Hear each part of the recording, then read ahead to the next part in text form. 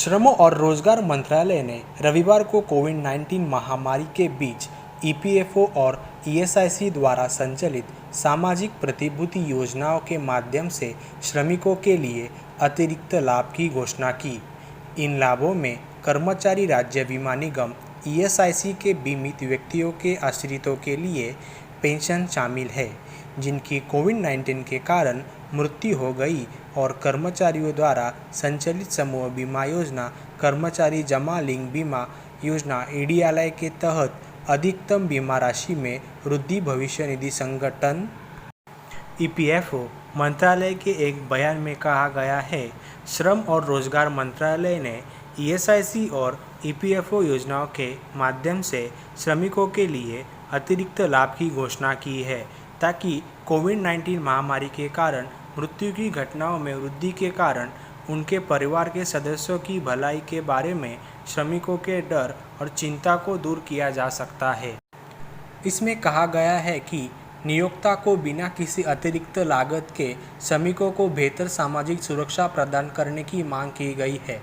वर्तमान में ईएसआईसी के तहत बीमित व्यक्तियों आईपी के लिए मृत्यु या रोजगार की चोट के कारण आईपी की अक्षमता के बाद कार्यकर्ता द्वारा प्राप्त औसत दैनिक मजदूरी के 90% के बराबर पेंशन जीवन भर के लिए पति या पत्नी और विधवा माँ को उपलब्ध है।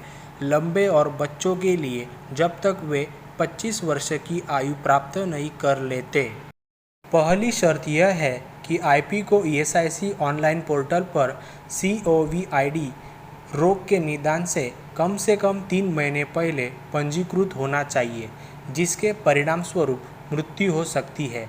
दूसरे आईपी को मजदूरी के लिए नियोजित किया जाना चाहिए और कम से कम 78 दिनों के लिए योगदान का भुगतान किया जाना चाहिए, या मृतक आईपी के संबंध में 1 वर्ष की अवधि के दौरान COVID रोग के निदान से तुरंत पहले की अवधि के दौरान देय होना चाहिए, जिसके परिणामस्वरूप मृत्यु हो सकती है।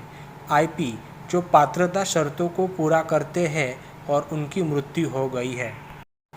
कोविड रोग के लिए उनके आश्रित अपने जीवन के दौरान बीमित व्यक्ति और औसत दैनिक वेतन के 90% की दर से मासिक भुगतान प्राप्त करने के हकदार होंगे।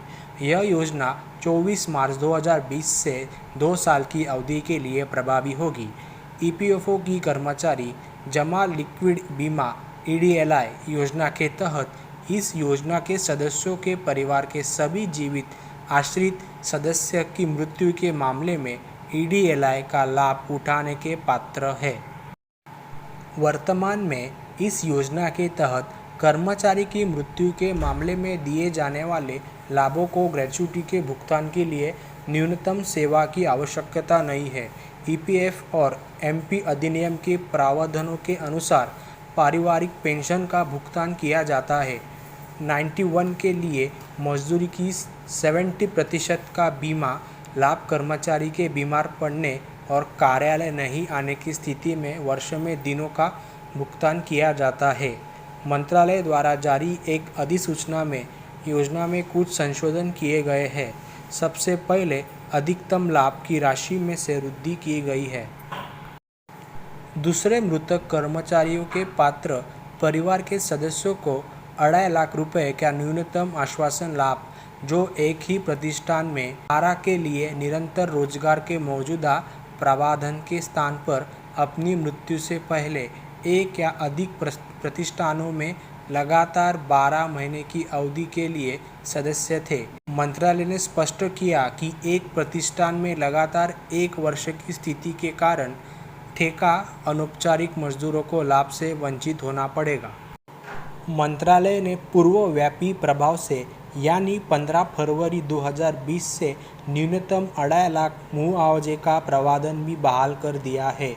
आने वाले 3 वर्षों में एक्चुअरी ने अनुमान लगाया है कि पात्र परिवार के सदस्यों को वर्ष 2021-22 से 2023-24 में ईडीएलआई फंड से 2,185 करोड़ रुपए का अतिरिक्त लाभ मिलेगा।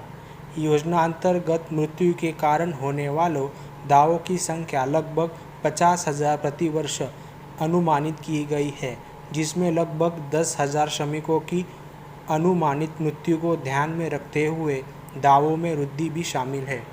इन लाभों में कर्मचारी राज्य बीमा निगम (ईएसआईसी) के बीमित व्यक्तियों के आश्रितों के लिए पेंशन जिनकी कोविड-19 के कारण मृत्यु हो गई है और समूह बीमा योजना कर्मचारी जमा लिक्विड बीमा (ईडीएलआई) योजना के तहत अधिकतम बीमा राशि में वृद्धि शामिल है।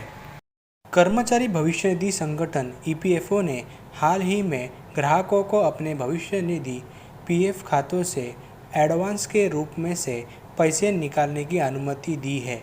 कोरोना वायरस महामारी की दूसरी लहर से बुरी प्रभाव से नागरिकों को कुछ राहत प्रदान करने के लिए यह निर्णय लिया गया है। अब ईपीएफओ सदस्य कोविड-19 को एक कारण बताते हुए अपने खातों से पैसे निकाल सकते हैं। नया नियम ईपीएफओ सदस्यों को पता होना चाहिए।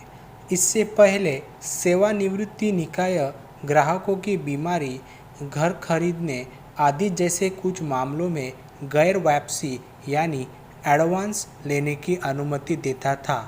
2020 में केंद्र सरकार ने लोगों को सेवानिवृत्ति निधि से अपना पैसा निकालने की अनुमति देने के लिए भविष्य निधि योजना 1952 में संशोधन किया। वैश्विक महामारी के बीच कोविड-19 का उल्लेख करते हुए ईपीएफओ खाताधारक 3 महीने का मूल वेतन और महंगाई भत्ता डीए या अपने भविष्य निधि के पैसे का 75% या जो भी कम हो एडवांस के रूप में निकाल सकते हैं। हालांकि सदस्य कम राशि के लिए भी आवेदन कर सकते हैं। जिन लोगों ने पिछले साल अपने पीएफ खातों से पहले ही एडवांस लिया है वे भी इस सेवा को चुनने के लिए पात्र है। इमरजेंसी स्थिति के मामले में विशेष रूप से कोरोना वायरस महामारी के दौरान व्यक्ति लोन लेने के बजाय भविष्य निधि के पैसे पर वापरा जा सकते हैं। पीएफ खाते से एडवांस के रूप में लेने के लिए आपको 3 चीज़ों की आवश्यकता होगी। पहली, आपका यूएन नंबर एक्टिव होना चाहिए। दूसरा, यूएन नंबर आधार, पैन और बैंक खाता से लिंक होना चाहिए। तीसरा, जो मोबाइल नंबर आपने यूएन एक्टिवेट करते समय सक्रिय किया गया था वो आपके पास होना ज़रूरी है।